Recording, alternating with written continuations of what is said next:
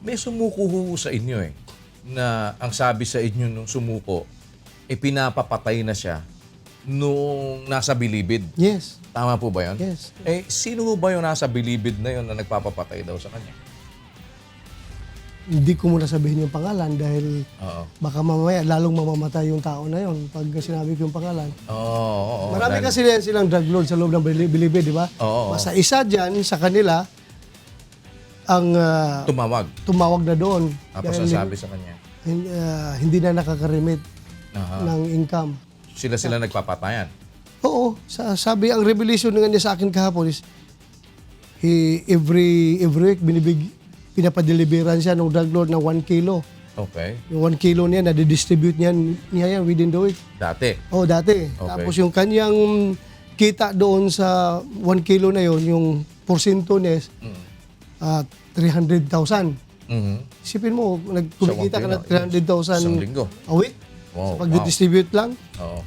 Tapos yung 150 daw noon, kalahati, binibigay niya sa isang PDEA. Oo. Yung parang team leader ng PDEA sa probinsya nila. Okay. Tapos yung 150 na iwan sa kanya. Okay. Now, dumating na yung punto na nagkahigpitan ngayon dahil nasa anti-drug campaign natin, Mhm. nagalit na yung drug lord sa loob dahil hindi siya nakakarimit. Okay. Inutusan niya ito mga hitmen niya sa labas. Okay. Na ngayon nandiyan nagtatambay sa Soler o Aha. Yung mga Joel, hitman, yung mga hitman. hitman niya. Okay. Sa Soler nagtatambay na Lalaro. living like Oo.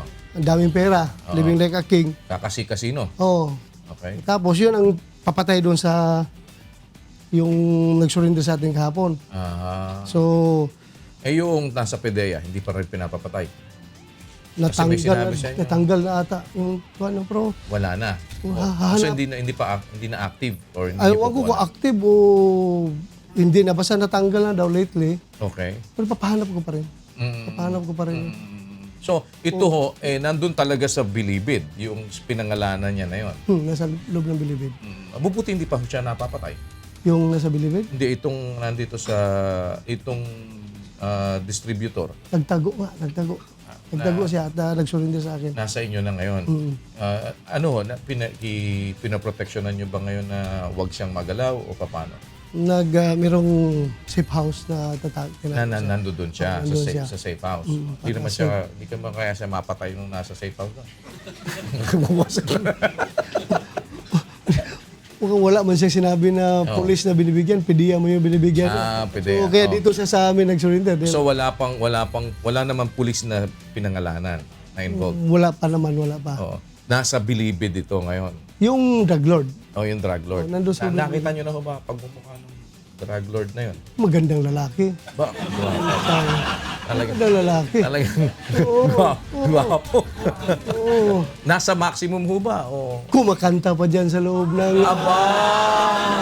Kumakanta-kanta pa may dyan. karaoke, ano pa? So, may recording ho ba yan? May recording? Ewan ko, basta kay feeling pugi.